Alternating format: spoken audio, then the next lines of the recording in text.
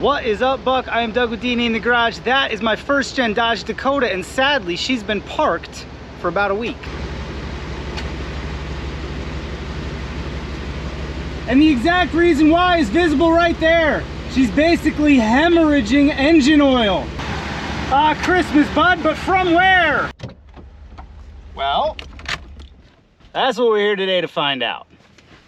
Let's pop the hood and get into her. Now, before I welcome you to my underhood layer, I want to remind you, we just brought this Dodge Dakota home. I haven't had a chance to clean up anything under the hood. I haven't done fluids, I haven't done filters. She's kind of been sitting since this oil leak crept up.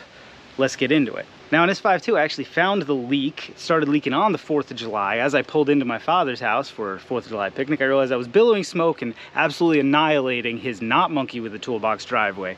So I had to quick take this thing home, park it in my driveway so we could bleed out here on the already completely forked driveway at my house. And then on the 5th, I found the leak and I waited until I had some time with you guys because I wanted to bring y'all along, because this is a very common leak on 5.2s, but it's also a very common leak on Jeeps. I'm new to the 5.2 world, but this is a very common issue where you'll get a catastrophic leak. The 4 liters, when this piece goes, it actually takes out the starter. In this case, it looks like there's nothing too important. It just drenches that trans cross member. What am I talking about? Where is our leak? Well, if we pop off our intake here, move her to the side for access, climb to the back of the engine, locate our distributor, and move one spot over towards the passenger side. And right down yonder is our culprit. I don't know how well you can see it right now, but this guy right here is our oil pressure sending unit, and it's drenched, absolutely drenched. So much so that it was actually popping that little grommet out that holds the wiring, and it's soaked disgusting with oil. The area around it is soaked and disgusting with oil. It's actually pooling up here on the oil pressure sending unit, the little shelf on the actual sensor. And this is a great sign. This is a great find, because on the 5.2, that's the very top of the motor. There's nothing else.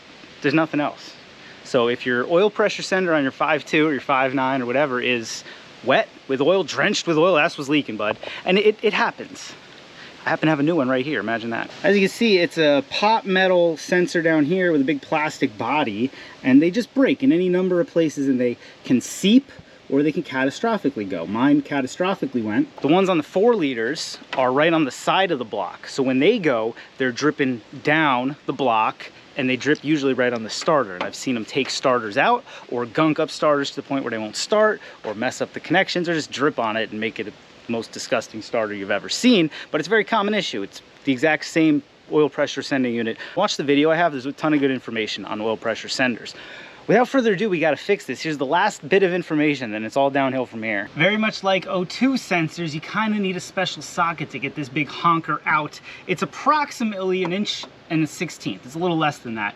If you had a 6-point 1 1/16 inches, it will fit the socket part of it, but it's never going to fit over the sensor. See? So you have to get either an extra long, or they make these specialized. This one's a OEM. I'm sure I bought it at Advanced or O'Reilly's years ago, but this will receive all of the sensor and index onto the 6-point there. It's the only way. It's the only way. It's really the last thing to it. After that, it's as simple as disconnecting the old sensor, which we've done. Put your sensor wrench over it.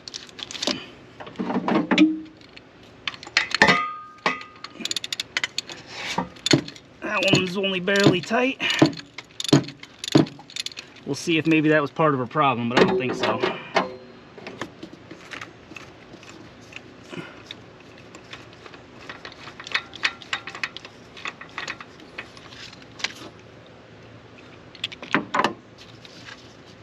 Pull this guy out, we'll inspect it in a minute. And put this guy back in. Brand new guy. Straight off the shelf. $17, I think it was.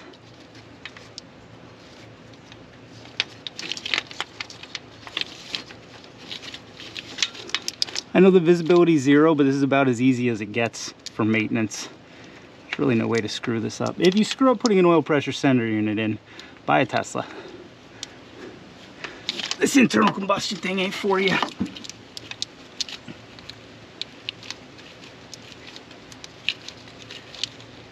All right, we've got a couple good threads in before we go at her with the big iron.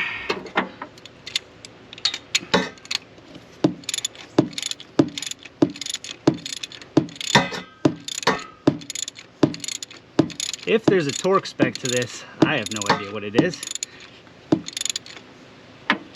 Using the German Gutentite scale, we'll go to half a Uga. This thing does not need a lot.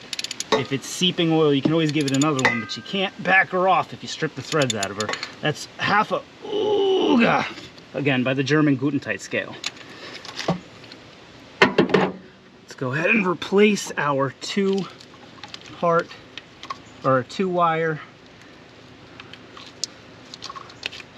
adapter wiring harness, rather. There we go. Make sure she clicks, which she did. That is just simply all there is to it. Replace our intake. Take the dead bugs out of it. I always like to find the dark spot on your filter and put it the opposite way.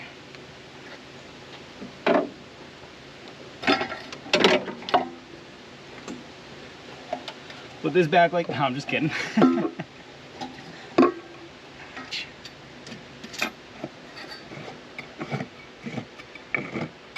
Hardest part about this job is not leaving your tools in the engine bay when you go to start it. Perfect.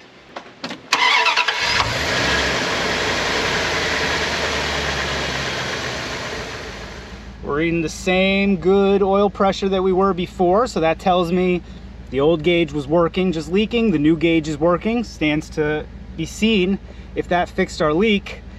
Real easy way to find out. Get her into ketchup a couple good times.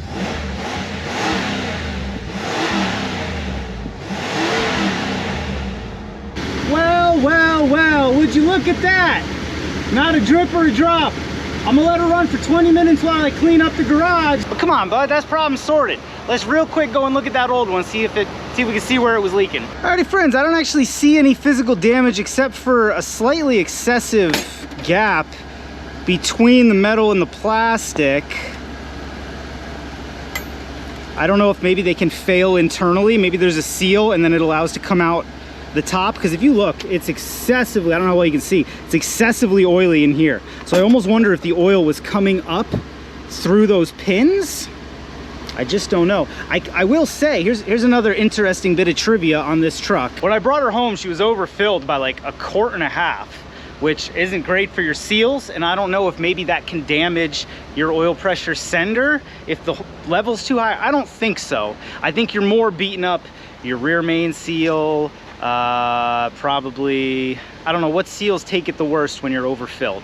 I know it beats up your rear main, and obviously there are other implications on your rotating assembly, but whatever, I don't know, maybe that's what took it out. Maybe it was just age. It, you know, it does have 28 years on her. I don't see any obvious failure mode. It's not like it was separating or anything. It's all intact here. I can't, yeah,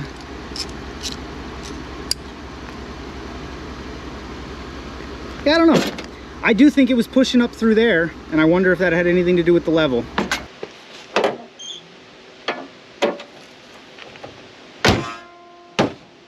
Who buddy buck, I will tell you what. I'm just having a ball with this truck.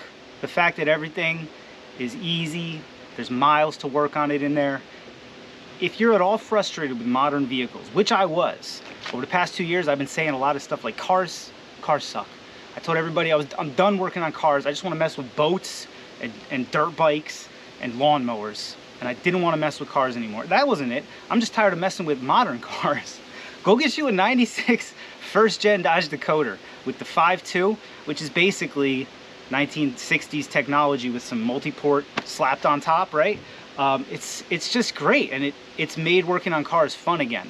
You know what I mean? I love my Jeeps, my WJs, but I've been messing around with a lot of modern stuff. No need to name drop who I'm hating on. I'm hating on everybody modern. Everybody. Anyway, long story short, if you are enjoying these videos on the first gen Dakota here, getting her back up to speed, my goal was to make this a totally reliable daily. I need it for a work truck. So little by little, we're going to be updating things and upgrading things. You notice, still got the original plugs and wires and cap and rotor and everything's in there. I haven't even done a tune-up. So if you want to see more on this truck, you want to see it go from the $900 beater that it was when I bought it to what it's going to be, subscribe to the channel. If If you like this video, like the video, that's common sense. Leave me a comment down in the squawk box. If you got a first gen, if you ever had this problem, and what do you think really caused it? I think it was pushing up through there, which tells me an internal seal went. Maybe there's no ring or something.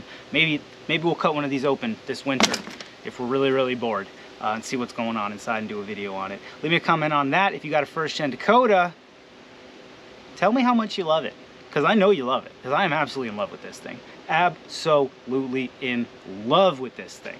All right, so like I said, subscribe to see more Dakota. Thanks for watching. See you next time.